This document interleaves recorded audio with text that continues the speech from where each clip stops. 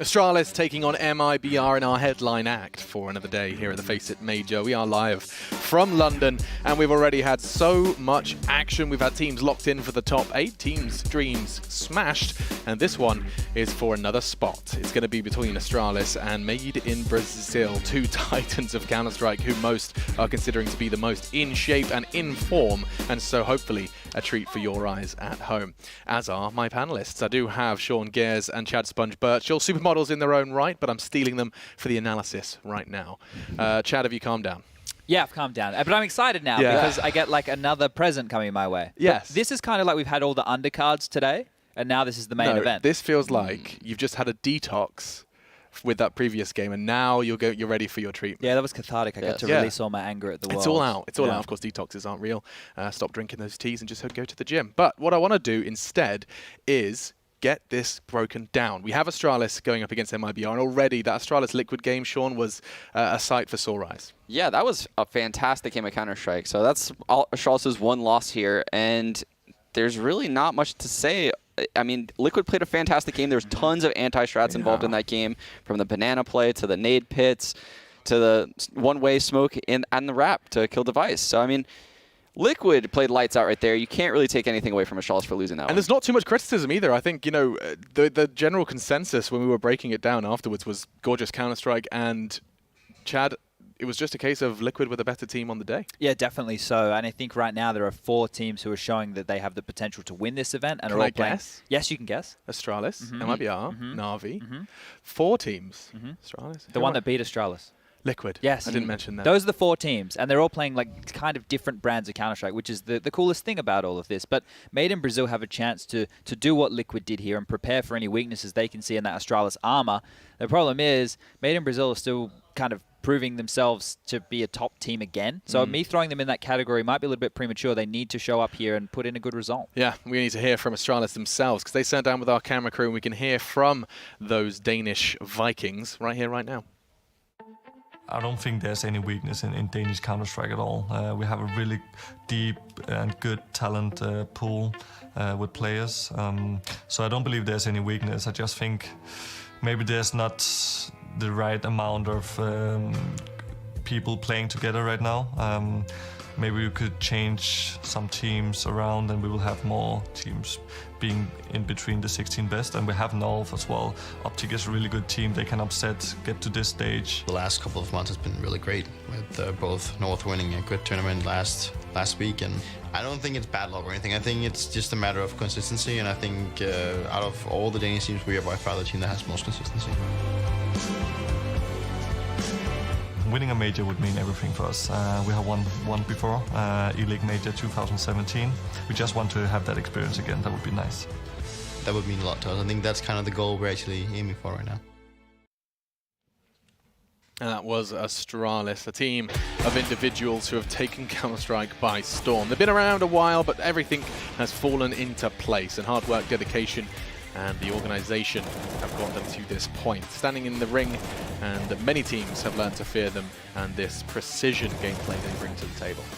One of the things I think with this team that is becoming more and more exciting is they are getting forced to brawl more. When these guys were on their run and they were looking so clean and concise, it was because they had everything in the right place. Now that some of their moves and playstyle has been figured out, this is when the likes of dupreeh and Magic have to step up a little bit more and get the dirty work done in those mid-rounds. We saw yesterday dupreeh making some amazing plays, and these are individual layers to this Astralis roster that only needs to shine when the going gets tough. Hopefully this means as well we'll get to see a little bit more brilliance out of Zipniks in retakes, but this squad and how well regimented they are, if everything goes swimmingly, they get the utility up, they make the percentage plays every time.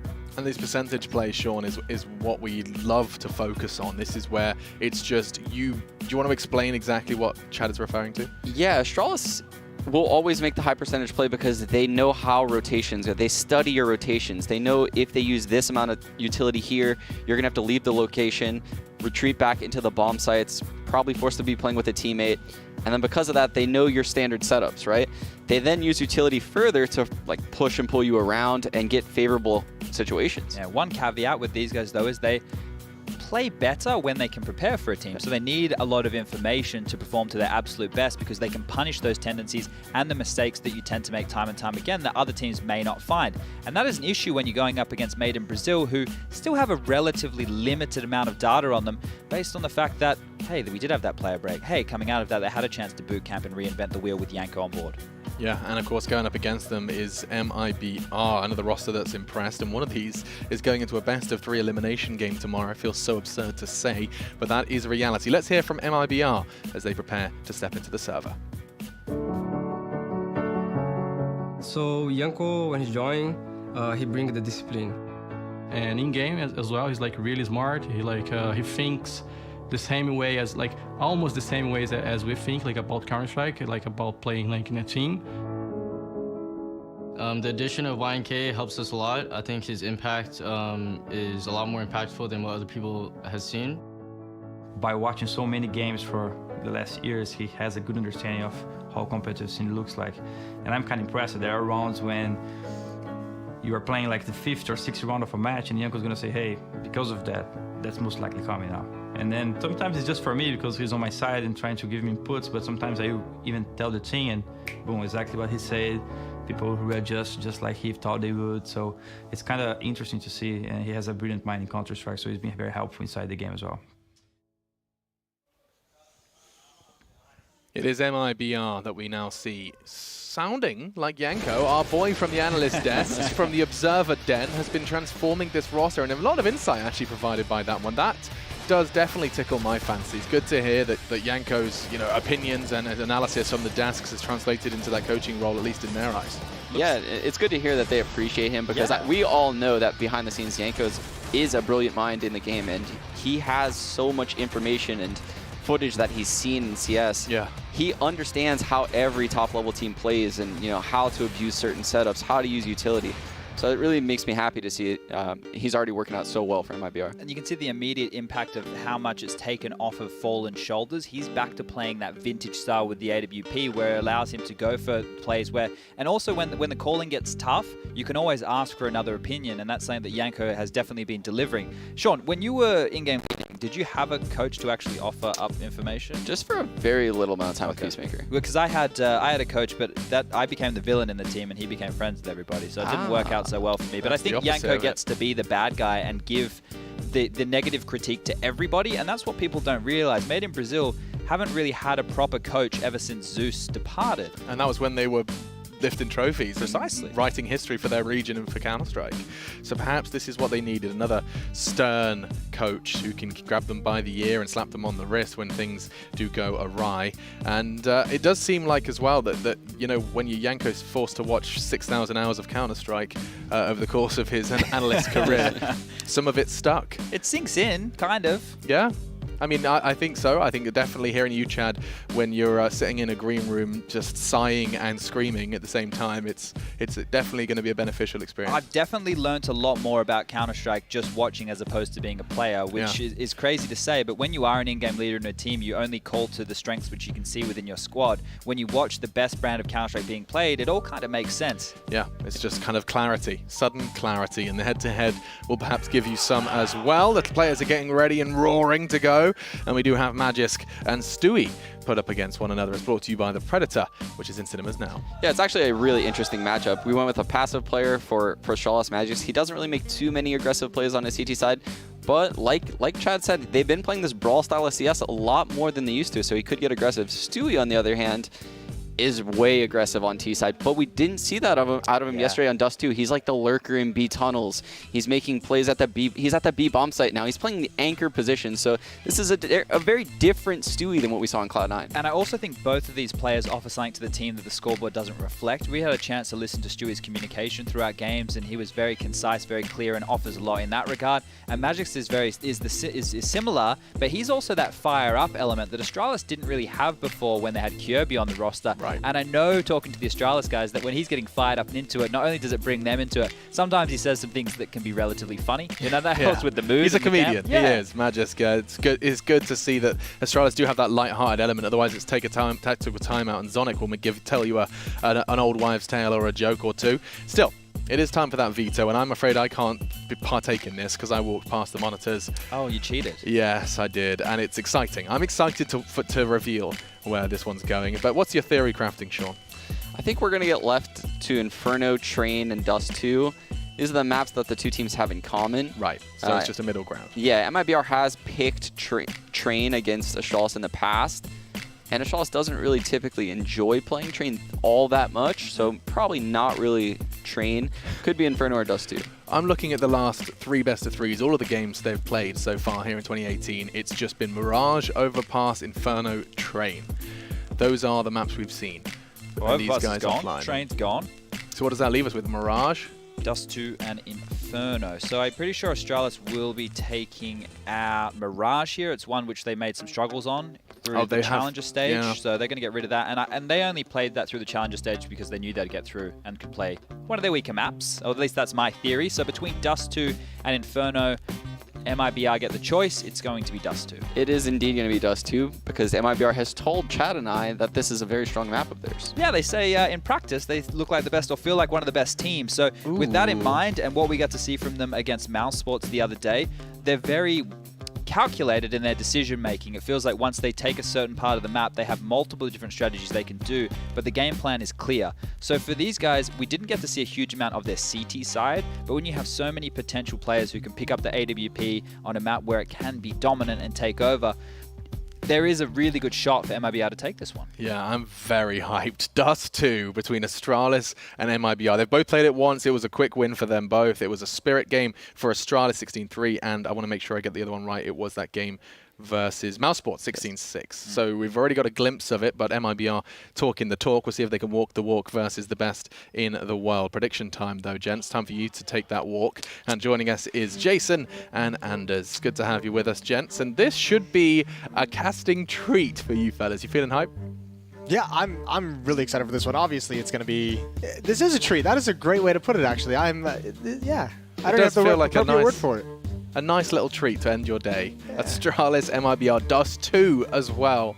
Well, we've never seen this before. We've never seen Astralis, MiBR on this map. Yeah, that's the thing that makes it really hard to predict, isn't it? Like, a little bit of madness into this one. Dust 2 is the pick. Who's going first? Roll the dice. Well, you should go first, Anders, because I feel like we know who he's picking. No, we need you to go to first, Anders. We all had a vote over here. Yes. I don't want to go first. Okay, how about I do that? I He's don't normally picking do that. Astralis. I mean, You go first. I think MiBR are going to win this one. I'll make it quick as well. Made in Brazil. Made in Brazil. Anders? I already know who you're going for. I'm going with MiBR as well. He's going for Astralis. Just chalk it up on the board. There's no question about it. I could game the system completely by picking MiBR. That means no matter what, I'm not going to be behind on points, right? So that's how the system works, I'm sure. Or you could just completely stab in the back all of your Danish friends. It is tempting. Yes. That doesn't matter to a sociopath like Anders. That's true. I'm going to pick Astralis. Yeah. To hell with it. And I mean, bear in mind, sometimes when this pops up, when it looks like that, that suggests there's an underdog at foot. That's not the case here, gentlemen, and I'll let you tell us why. Jason and Anders, your casters. This is going to be a great game. The fact that we're on Dust 2, I mean, it was going to be a great game no matter what, right? But throwing that in there is a little bit crazy. And I think from Astralis' point of view, it must be a little bit scary too. There are some of these players, like all of these players, you don't want to face in an open field where aim is the thing that makes the difference. Unless you're some of the other best aimers in the world. But before we get to that, let's see what the community's thinking, because we know this is going to be a crazy one. The Upcomer app that you guys have all been using throughout this event to keep track and to help kind of vote in and see who exactly is favored and follow all the stats and all that fun stuff, upcomer.com. I mean, I guess if you're going to be players like Fallen, we've seen them have a great tournament so far. MiBR, that's not bad. That's pretty even. Yeah. These are the kind of players that would take that challenge. Is Coldzera, best player in the world 2 years in a row, 2016, 2017. Yeah. Fallen with the AWP, the things he can do with it rivals that of Device as well. Tarek, Stewie, these guys are great in open fur. A lot of opportunities for him to get aggressive if he chooses to. So there's some really cool tools on this. And just from speaking to these MiBR guys, like after the boot camp, they've just been so supremely confident. Even last night, being part of their kind of thought process of which map it's going to go to, once you get down to those final 2-3 maps, like Sean mentioned, the Inferno, the Dust 2 Train, MiBR didn't really care. They were just supremely confident on each and every one, which I guess is the only way to be at this stage in the tournament. It is, and I mean, given the kind of talent that they have on this team now, there is no reason they shouldn't be confident And the way that Fallen was playing earlier was just nuts. And on Dust 2, that AWP can get so much space to work with. So here we go, ladies and gentlemen. Astralis going to be starting on the CT side. MiBR on the T side. Do have a smoke and a Molotov there on Fallen, but otherwise, I mean, it's not bad to have that smoke. No matter where you go, if it's A or B, you want to try and see if you can maybe just close out some of the distance against those USPs. That is a problem that you have to face when you're on the T side on Dust 2. Yeah, it definitely is. A lot of players outside of Long for MiBR. Initial presence for Astralis above pit, and they've actually kind of fallen away from that, so not entirely sure what's coming. There's a smoke at the base of Banana trying to pull people over. Fallen's playing with fire, though. One random bullet through that smoke could do so much, and that has not pulled enough people away, has it? That has not done enough. No, he tried to fake it. He threw the Molotov as well, which is a really big commitment in a pistol round. They're out on the catwalk, and now they've been spotted, so the fake has definitely been called. They know what's coming here. And Dupree opening up and taking down Fur is a good beginning, but the battle is not done yet.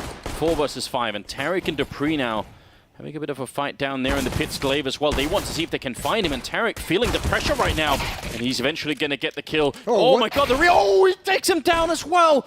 They had him boxed and locked in the corner, and he fights his way out, getting the reload. They ran out of bullets, and now Device is down here, wants to see if he clean it up. He's one bullet away here, Tariq, so it could be back in a 3-on-3. Still need that bomb plant, so now 40 seconds. What a way to begin now. 3-on-3, Sip in the middle. Stewie going to be peeking him. Look at the wrong angle, but he does stay alive. And now, good movement here. Magisk right over the barrel to take down Fallen. And they're running out of players. They need to make this work right now. 28 seconds. And they're still walking back and forth. They haven't really committed yet. I think they might run out of time now. Device is going to be on the bomb site, ready and waiting. Stewie going to be instantly taken down. And now it's all on Cold Seer. As you said, the best player in the world, 16, 17. But now he's going to have to zip it up. 1 versus 3 with 10 seconds. And oh my god, he does get the headshot. Device will take him down. And that's a good way to start this game, isn't it? That's so weird, though. I think as close as that pistol round was at times, it just fell flat for MiBR, in my opinion. They didn't ever close the gap on anyone from Astralis. They initially tried that catwalk hit. They got shut down at range by the USPs. This is the only bright spot. And it's Astralis not only pushing into Tariq, but also 2 players from Astralis making mistakes that you don't normally see out of them. So he obviously capitalized on that. But you go back to B, you got to face Magisk. You have no utility. He's on platform, long range, free shots. Go back to A. Device has free shots long range. And that Deagle bullet just whizzes past the head of Astralis players, but long control is theirs. And that will be a fun battle to keep track of throughout this map. There was absolutely a version of the simulation, Moses, where he kills both in that 1 bullet, but it wasn't this time.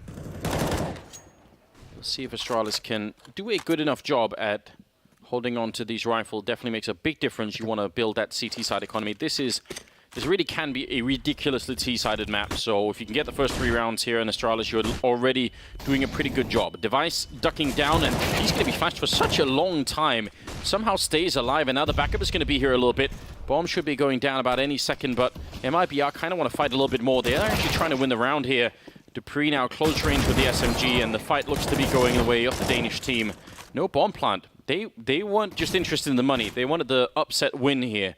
Device with the triple, and he's one of those players you don't want to have too much of a good start on if you're MiBR. Quad kill in the end, 7-0. Interesting to see MiBR not even trying to get that plant even when the smoke goes down. Yeah. Not really able to make it work. They wanted a kill or 2, really trying to kind of hit the home run, I guess you'd call it.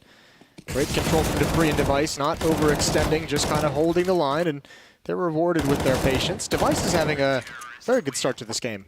4 kills in that round. I think the previous he'd had 3 in the pistol, so good stuff from him. 2-0 for Astralis. And MiBR doesn't have a whole lot of success in these opening 2 rounds to be happy about. We have to say, I think there's, this MiBR team still has a lot of work, but I think there is like a certain amount of romance to them being back that everyone wants to believe in. You can feel like they're right on the cusp of really inspiring the fans, viewers all over again. This is a huge test for them, though. As confident as they've been, as good as we've seen Fallen play throughout this event so far, this is going to be really, really difficult. Yeah, but because, in some ways, I think because we're still so early on in that sort of romantic stage, they can take a couple of losses and and sort of sweep them off again. I don't think it's going to be sort of like a crumbling thing for the team if they lose to Astralis now. I think that'll just be like, well, you know, a little bit of a hard lesson to learn, but, you know, we knew how good they were, so we'll just continue to prepare. I actually think some of the games maybe that they might have ended up playing otherwise later on, like some of the more unknown teams, Windstrike, maybe Vega, all that, those I think would have been harder. I mean, sometimes they were, right? Tyloo. Yeah. I think those were some of the matches that might have been very hard for MiBR to be playing. This one, we'll see how it goes. No AWP yet on Fallen. That is something that I'm personally looking forward to. He's got the AK right now, and they are speeding up towards the bomb site. Just going to force out some grenades early on. This isn't really an attempt to try and get through. And Fallen, taking down Device. He was really quick on the catwalk. Beautiful stuff. Look at the speed of this as well. The Molotov as well. Xyp9x is going to find an angle. There's two players here. They're actually doing a reverse boost. Oh, it backfires. That is kind of a cool idea. Difficult to pull off, and I don't think they were expecting two players to pinch in. Glaive is still all alone, though, because of Xyp9x rotating over. Tarek waiting outside long, but they need this kill inside the bomb site. No one's considering it just yet. Glaive's going to have a free shot. He gets the kill first, taking out Xyp9x, but he can't win the follow-up. And Tarek, he was being patient. He's trying to be the lurker. He's trying to take out anyone on railing if they have that issue, and now it just kind of falls flat. A clutch situation that he's got to win, and that smoke is going to be difficult for him. One in CT spawn, he tries to find it. Dupree tapping away with the M4. Another solid win for Astralis. That was actually an incredibly well choreographed round out of MiBR. The initial pressure on B, and then Device gets taken down. They're instantly in the middle. They smoke it off, and they were maybe expecting that Zip was already boosted behind that box, because it is kind of a common play, especially when the smoke goes up in CT spawn, right? People like to stay on that box, so they were ready to fight him. I don't think I've ever seen that attempt, but it's a great idea. Yeah, the reverse boost over, I think it's designed to put him in that position to pick off the rotators, right? Someone dropping down from catwalk. Good tag through the door onto Dupree, but obviously with Dupree and Xyp9x fighting for mid, that pinch in, Astralis does that very well, and it kind of shuts down that idea, but you can see how it can be so deadly. Very difficult to pull off if the conditions aren't just right. With flashbang, and Glaive is going to be lucky to stay alive. He's got a little bit of backup behind him here. Deep grenade going to land on Cold Zero. He does have armor, so he's going to be fine, at least for a little while. This is a really great opening for Astralis. Again, this can be an incredibly T-sided map, so winning 4, maybe 5 rounds here right off the bat is definitely going to make a big difference. And I think, is Dupree boosted up on that box now? Yeah. Yeah, it's such a common position, so this is something you're going to see a lot. You could look over the smoke, even if they smoke CT spawn, so it's such a viable position in so many ways, and see if Tarek is going to be looking for it. Dupree just waiting. He's standing up and instantly gets his face taken right off. That shot. Yeah, Tarek was looking for that exact play. But where does MiBR go from here? They don't have any smokes, just the 2 flashbangs. Device, one mistake, and he could be in trouble. They're all positioned on catwalk. Xyp9x is going to be rotating to provide support from below. There's the first, there's the follow-up. Device still living, still just needs to take out one player and survive, and there goes Xyp9x, but Device, without taking him out, it's going to be no problem. Triple kill for the man, for Deva. For Deva. He is... He's having a good game, 11-1 right now. It's still pretty early on, and because we haven't really got a chance to see MiBR, I mean, they had that one rifle round, but that AWP on Fallen, I still think that's going to be, that's something that I'm looking forward to. Better come out now. They need it. They need something. We'll see what he can do with it. Doesn't have a great spawn for long, so not going to go for that battle. Smoke for catwalk. Oh, they want to go fast-paced, bombing some flashbangs as well, but it hadn't plumed. It just took a little bit too long, and that rush was ahead of the timing. Great utility from Astralis. They have neutralized any kind of fast play, and there's no progress. Stewie's the only one who has an advanced position, but they're already down a man. It's not worth it. Even just the initial jump pass for Astralis, right? They see those players coming down suicide lane, so they just know what's coming, and that's not bad at all. Glaive going to be sneaking down into pit. See what MiBR could do. Now, they haven't gone for any timeout yet, and I mean, they don't necessarily have to, but they don't win this round. Maybe they do need to just sort of reevaluate things, because it is getting a bit scary now.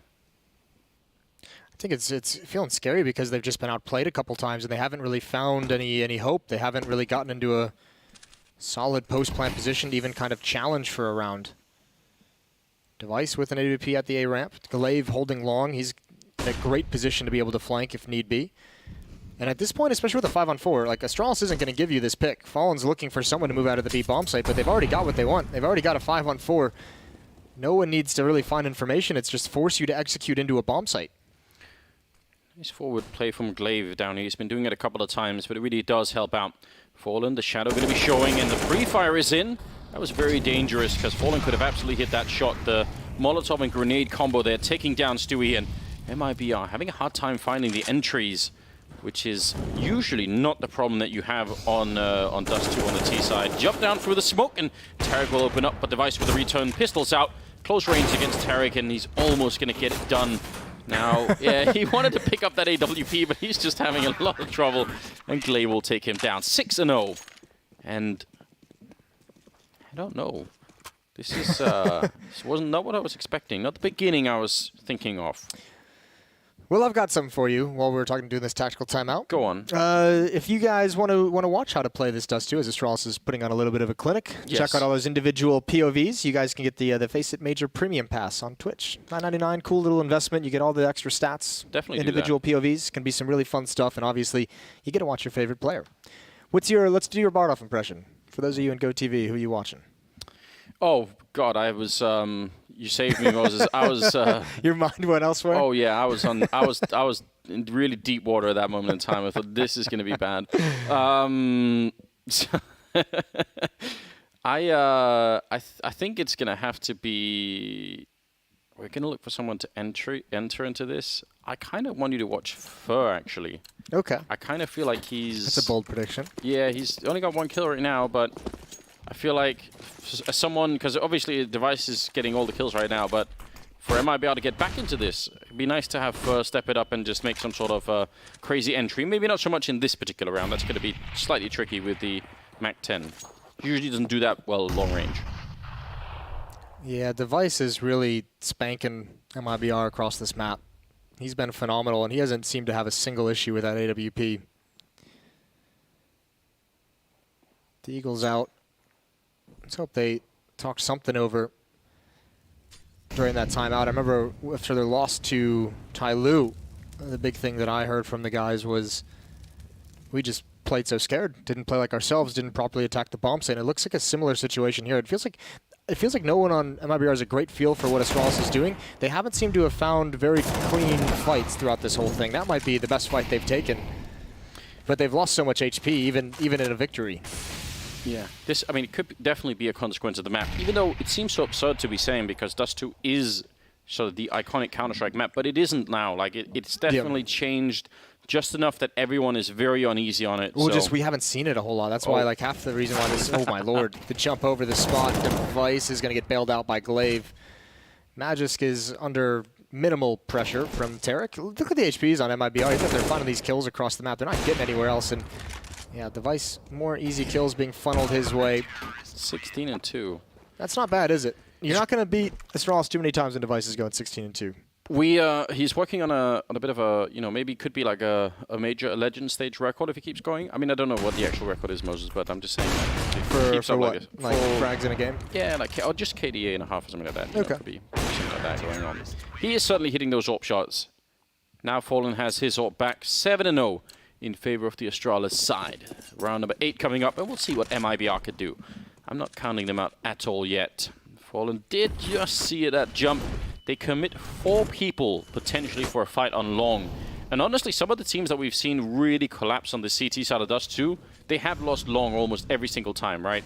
So Astralis making damn sure that doesn't happen. They are leaving also now Dupree alone in the B-bomb side. I love this story of Astralis in this major. Best team in the world coming into it looked so shaky in Challenger, especially off that loss to North in the grand finals of Stockholm. Everyone was getting so giddy, so happy that there was something being shown by Astralis in the way of weakness that gave teams some kind of hope to be able to overcome them. And here in the Legend stage, they've closed that door. They've figured it out. The concept of peaking at the right moment, it seems like they're building up to that really deadly peak. Yeah, they had a real wake-up call yesterday against Liquid overtime match that they ended up losing, which was just an incredible game, obviously. We'll see what happens here. Dupree going to be falling back, and the backup is really, really far away. So a couple of good grenades on him, even just the right time flashbang. There are going to be so many people on that bomb site that he can't really recover the aim in time. So He's by the barrels. They do have a smoke and a couple of flashbangs on the other side. He's edging his way in. Smoke going to make that AWP very hard to use, and should be calling for a bit of backup. He's just going to leave the bomb site. Doesn't really want to fight it, just hoping for one kill as they cross, and he's going to get it too. Perfectly played, especially Sit picked up the other one. Now just jumping on over. That shot almost connected. That was very scary.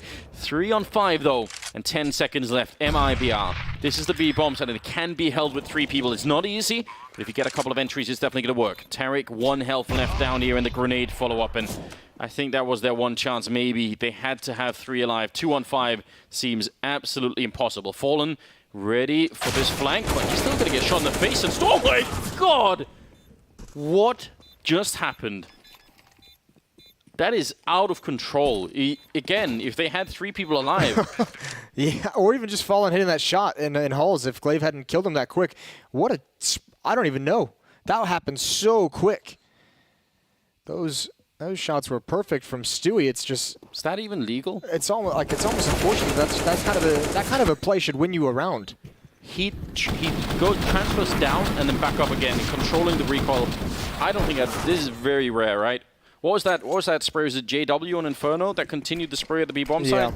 That was wild as well, wasn't it? Mental. Well, finally a post plant, but by the time MiBR gets the bomb down, it's a 3 versus 5, and here they have to find a way to apply some kind of pressure to Astralis. I mean, Zipnik's finding Cold Zera in mid, and then Dupree picking one off in that B bomb site. Yeah, the bomb goes down in a retake scenario. You normally think that's going to apply pressure, but just not enough with only 3 players surviving. Here, finally, with long presence, Tarek gets dropped, so kind of that whole thing I was about to go into. Go on, Moses. Yeah, it goes away. All right. Thanks a lot for that device. I can feel you were building it up, so. I was going to try and hype it up. I was going to try and get some positivity flowing and leave it to the Danes to take all the fun away. Kind of an old strategy on this map, way before the rework, was, you know, taking long control on T side, leaving a guy pit, then pressuring the rest of the map, and having that guy much later, like, you know, 30 seconds later, he starts to peek up, and suddenly you catch someone off guard, right? Or it's a great area to fall back to the way that MiBR are doing. As long as you can hold that presence and you know, have the knowledge that no one's there, it's great. This might be the first time we see sort of a long take. You know, you smoke off the cross, you get over. We haven't really even seen them in a position to do this, so Device going to be jumping on over. God. He sees every single one and takes down Fallen. And he's back for a bit more. The spray through actually does a lot of damage, and Device in a little bit of trouble here. He's going to finally go down, sit with the refrag, and it's still a 2-on-4, and still looking very good at the moment here for the Astralis team.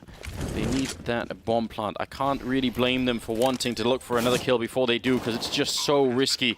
Now they got the bomb, but they can't exit the site, and this is sort of the theory of playing on the A side. You want to get the bomb plant, but then try and get somebody off the site so you can maybe defend it a bit more from range. Fur trying to look for the shot here with the AK-47. Cold Zera picks up one good headshot. A lot of damage. This could actually work out, but Meg is coming in from long. Now Cold is all alone with just 32 health left. 1 versus 2, and he's going to get taken down. Such an effort in that round, but it's not enough.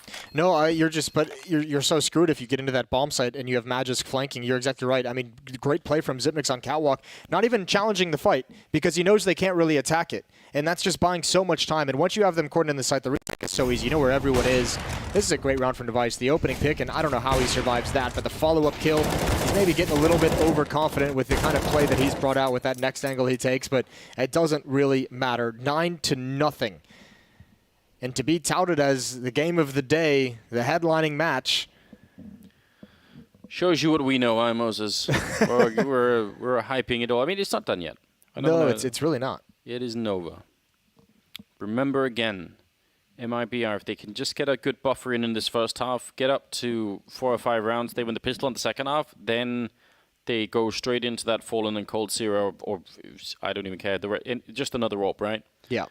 Get that up and running. That could be still lethal. So let's not get ahead of ourselves, even if... I don't know. This one, I wonder if I can change my prediction. Do you think they'll let me? I won't let you, Moses. You stole that one from me yesterday. Oh, did I? Yeah, I mean, in a way, I guess.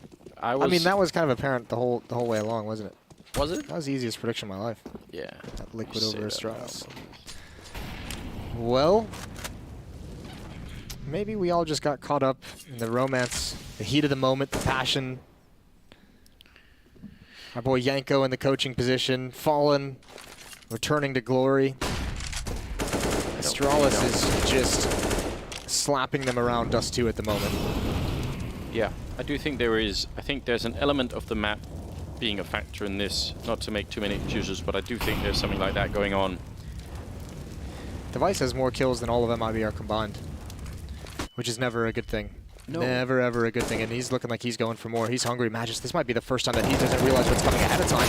Oh, almost transfers over, but Device is here. He's here so fast, and the rest of Astralis crunching on this hit. It's just Stewie, and he handles Device.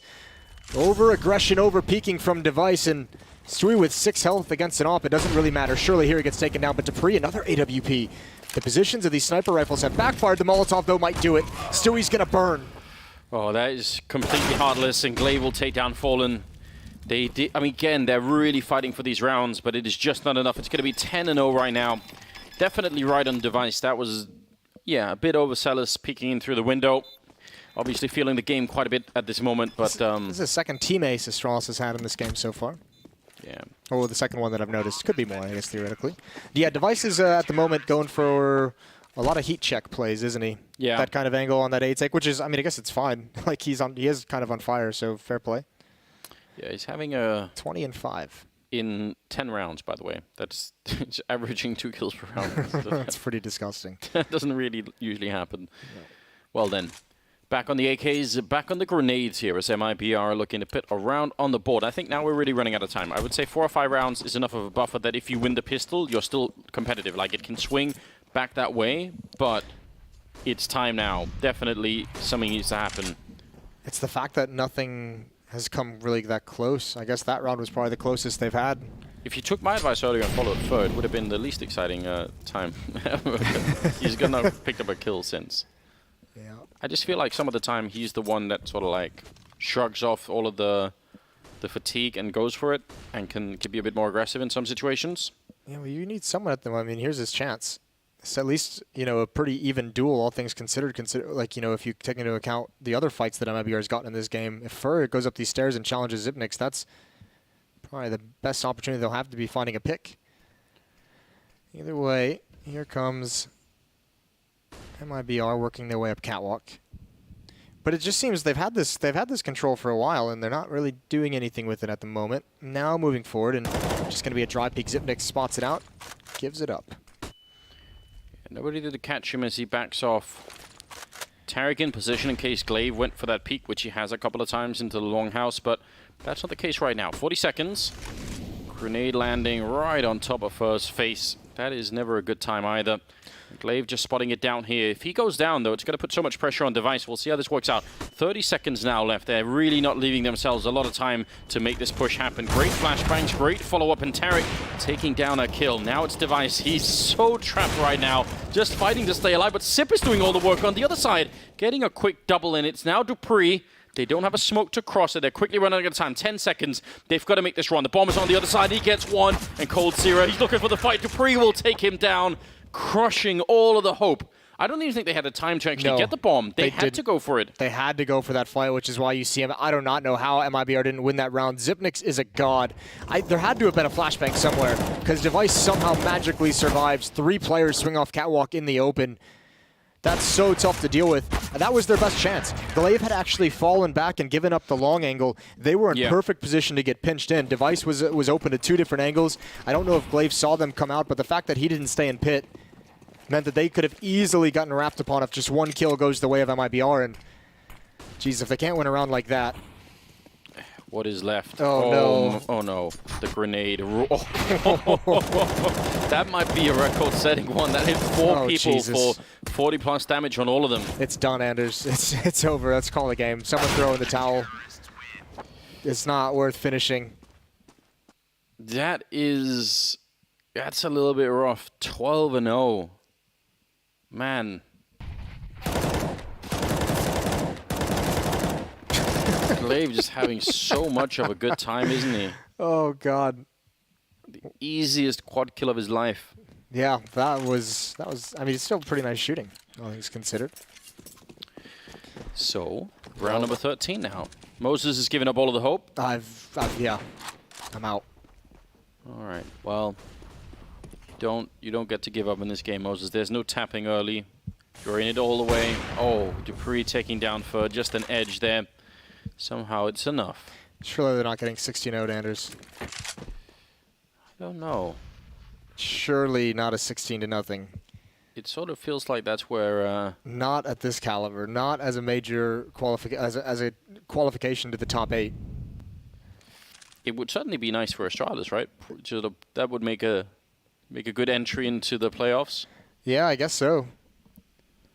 I don't even know what's happening right now. This is... we talked about some of the confidence we saw. I mean, this is what I'm lacking right now. Fur is one of those players, again, that they should be able to call him. Fallen has usually been... I mean, he should be able to take that long fight, right? Get the spawn once and just go for it. He's got 3 kills right now. Fur's got 1. Flashbang catches Sip, but he's going to be unflashed in time to pick up that 1 kill. So 4 on 3 has Fallen. Oh, that's a nice shot. Taking down Device. That was a job well done. Glaive is still there, and now 38 seconds as they try and make it across. Yeah, no smoke again, so they're going to try and see if they can run boost Cold Zero. This is a bit of a dream, and he does get caught in the middle of the lane. Bomb is down. Headshot from Glaive to follow it. He's at 16-3 himself, and that's 13-0. Moses. Yeah. I mean, this is... we're running out of words to really describe it. Well, I have a lot of words, while being able to keep our jobs. I have a lot of words. Yeah, that was the second half of that statement. This is where it'd be fun to chat with Yanko and be like, so you've had so much fun being a coach. How's it feel right now? Do you want to rub it in his face a little bit? Because his life is so much better than it was when he was... Bet you wish you were an analyst now. Bet he doesn't, Moses. Shout out Chad. Yep, indeed. Some team needs to rescue Chad at some point. Here we go. CZ's desperation for MiBR. Astralis making a statement here in this match. Yeah, this is a very overwhelming performance. Sip reading the smoke coming, positioning himself at the edge of it. The counter Molotov. Now they're going to boost up in case anyone is on the box there. A little bit of stumble, but they're certainly ready for it. A lot of firepower in the middle. That's also too dangerous, too exposed to a pop flash to keep for long, so they just give it up immediately. Dupree. There's 3 players in this B bomb site. If MiBR calls this B split, they're screwed. And yeah, they're making the right adjustment. Go towards this A site, but they have to contend with Device. And they've used all their smokes. Again, it's just 1 flashbang. Better blind him for the entire duration of this round because Device is not missing. 1 player's cross, low HP. There finally is a miss. And actually Device forced back. But what are the odds they can actually pull this off? That needed to be a win, but Tarek alone in the 1 versus 4. Device staying alive on 8 health. So is Glaive, and Tarek about to be shot in the back as well. Just absolutely no chance to make it out. He's going to go down to Dupree. 14-0. This is so obscene. Yeah. Make sure no children are watching, Moses. This is... Everyone under 18, leave the room. Yeah, this is completely out of control. I don't know. They've got 1 last chance, Moses. Get 1 round of the board. Sometimes it starts with something small, right? It's just crazy to think that a team that has an Opera and Fallen, Stewie, Tarek, and Fur, that you're not able to find a whole lot of openings. Even when you do get them, you're getting stomped. Here comes that long play. They're just trying to get out. Molotov separating. Tarek can't do anything. Oh, that Molotov is going to force Tarek into the open, though. There's no way he survives this one without that smoke. They know exactly where he is, and so much utility is being exchanged. What are you supposed to do here if you're MiBR? They're completely caught, and they just have to abandon Tarek. That's literally all you can do. Leave no man behind. It doesn't really work in Counter-Strike, apparently. Glaive and Meg is following up, and they did try and go back and get him, and it's just not working out. Fallen and Stewie, 2 versus 4. Looking at a 15-0 half in favor of Astralis. This is definitely a whole nother level that they've been playing well enough in this tournament, but we haven't seen this so far. It's a little bit intimidating, I'm not gonna lie. I mean, also, this is, you have to remember too, this is why a lot of teams have stayed away from Dust 2, even though it is a map that, in terms of, you know, the skeletal structure is very much the same. Just no one really knows who's good and who's not on it at all times. Like, it's that deep into the teams. So a lot of guys just don't want to mess with it. And obviously now we get the idea, and, you know, Astralis, certainly no one's gonna dare them. Maybe Big. That could well be. Good idea for the boost, but Device will take him down anyway. No laughing allowed, Moses. Stewie now in a 1 versus 4. It's not laughter, it's scoffing. It's what are you supposed to do against Device when he's playing like this? What an obstacle. What just a brick wall at this A bomb site that he's been this entire game. And even Zipnix, the support from Ramp has been phenomenal. 15-0. Nobody breaking into double digits on the MiBR side. Device has got 24 kills at the end of 15 rounds. And you see a little bit of laughter from Cold. I mean, there's nothing you can really do when you're in this situation as a player. This is one of those ones where you're just like, all right, well, not our day. Moses, I've been thinking. Yeah. That's never a good sign. How did someone come up with the word shampoo for a product? It's like a combination of sham and poo, and it's like it's a beauty product, right? So how did they sell that? Seems odd, doesn't it? It does seem odd. Have you ever looked into it? I feel like a Google search could probably... No, I thought about it in the shower this morning, and okay. While you were using the shampoo? Yeah, and I couldn't keep it out of my mind, so I thought maybe you could help me. That's the issue. I haven't used shampoo on my head in quite some time, so... Fair enough, Moses. That is a good way out of it, I suppose. That wasn't even meant to be like a thing, but sure. I'm glad it ended up there.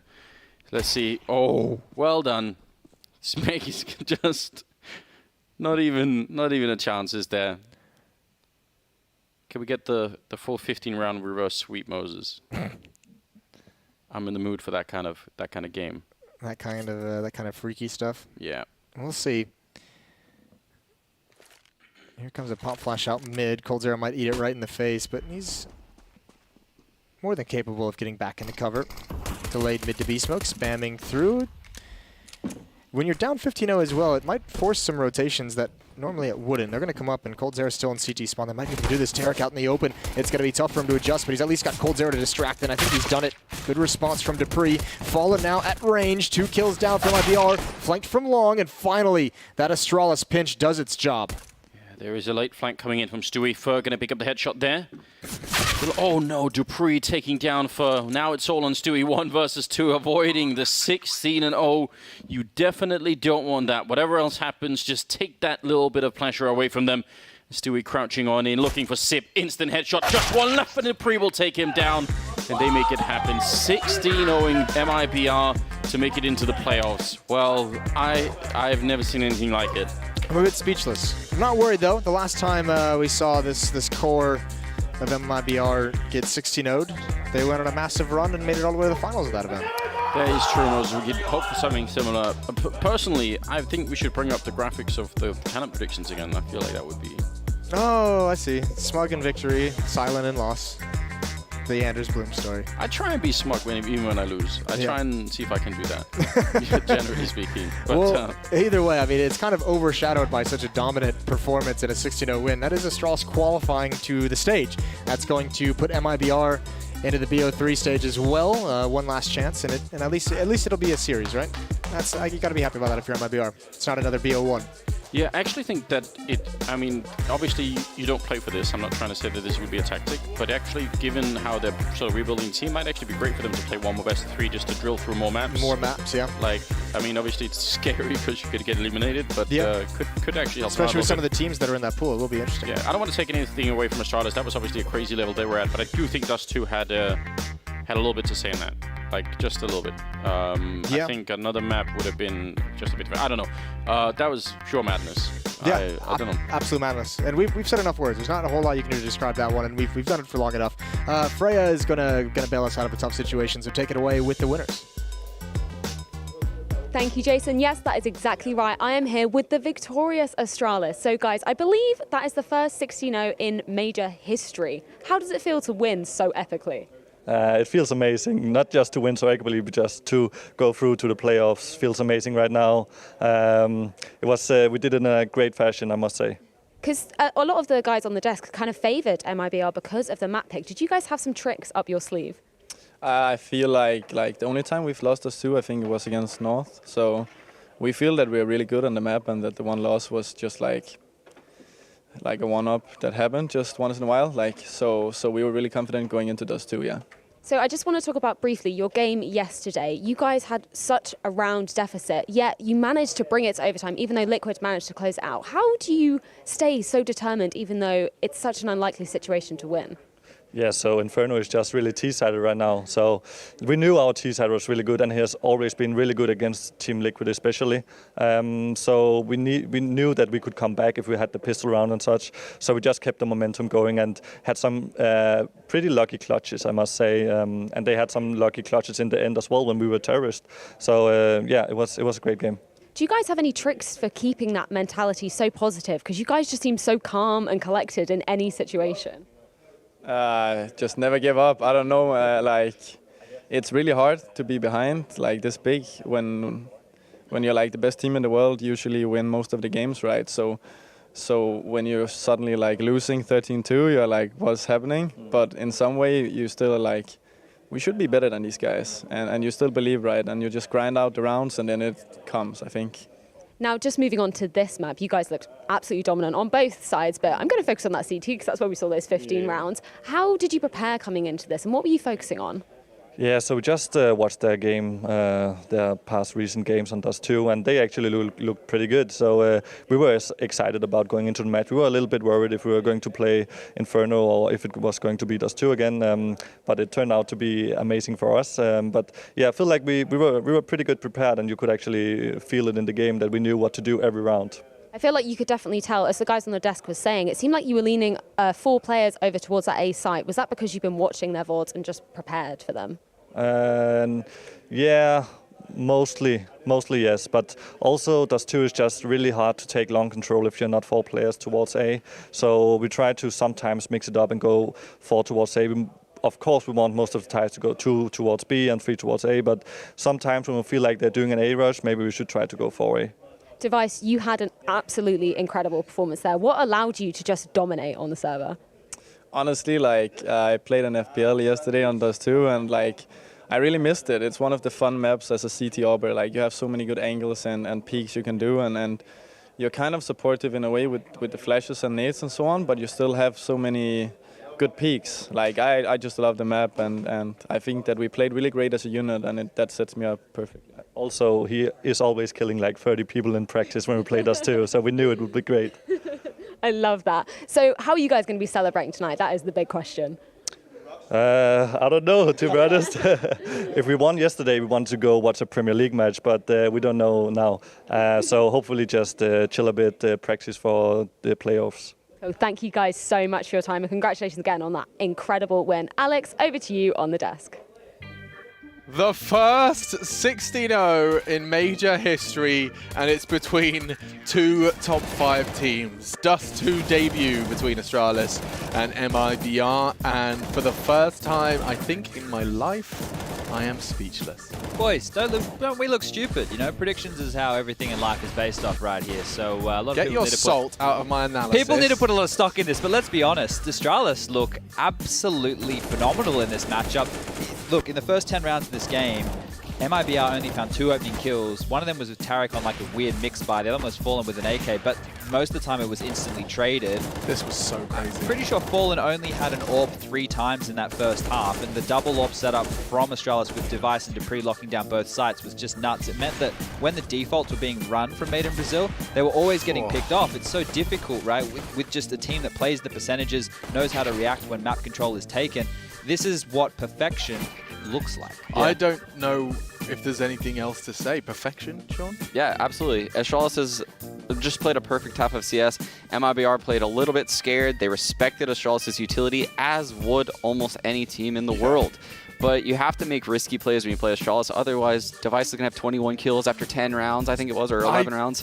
It was so precise. Insane. And, I mean, Astralis is just such an impressive team. I was talking with Dan backstage. These Tier 1 teams, you forget how good they are in group stage, because a lot of times they're not really playing their best games. They're just trying to get through the next stage. But yesterday, we saw Liquid really want to win a game. And the game plan they brought versus Astralis is similar to how Astralis approached this game. This is playoff Astralis. Yeah. We hadn't yet seen this beast. Yeah, I think it was a statement, right? I don't want to let him finish that sentence without explaining himself. The will to win. I mean, you're talking to me about Astralis basically just. This is Astralis busting out all the stops, just like Liquid did yesterday. I mean, they were not willing to be a team with 2 losses, playing against potentially FaZe. You know, this is them making a statement. Yeah, a statement definitely made, Chad. Yeah, no, I don't think there's anything else really to say here because the game plan for MiBR was very similar to what it was yesterday. They wanted to get long control, they wanted to play those rotations and really squeeze out Astralis, but when they offered up long control, then the guys, you know, kind of just took different map territory and made things really difficult for them. It's 2.2 rating from Device. That's pretty nice. That normally happens when you don't die a lot. Yeah, I think he died 5 times. No, 9 times. Yeah, 4 for Glaive though, who had 19. Wild. Let's have a look at that head-to-head. We did select it, of course, brought to you by The Predator. It's in cinemas now. And yeah, I mean, we brought Magisk and Stewie2K. No, actually, turns out Magisk didn't have to do much. He was part of 7 frags, and he did die 5 times. But kill assist traded percentage was high. Yeah, look, that's a positive right there. Stewie was 0 and 7 at some point. But look, everybody on Made in Brazil was struggling to find an impact. And that is because they seemed...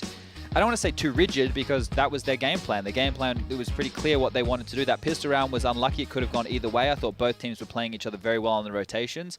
But as soon as Astralis just built that economy, had the double AWPs up, there was no way in. Is this just Dust 2 CT side as well? And has started that conversation? I don't think so. I think this is just Astralis looking amazing. Yeah, you know? And the first gun round, I think when MiBR got an opening pick and they tried to do that weird spawn boost. Yes. Remember, like that's not a good way to start. Yeah, it was an icky start for MiBR, and of course they have been looking hot in practice. This is going to be one humbling experience for sure. Chad, you have selected a demo, and it's called Prepared. So yeah, I hope you're prepared. I just thought Astralis were really prepared for them wanting to take A or take long. Okay. So they were doing like 4-man A-lanes that Freya was asking about here. And when they've done that, they've been allowed to do it because the double AWP setup of Dupree and Device is happening.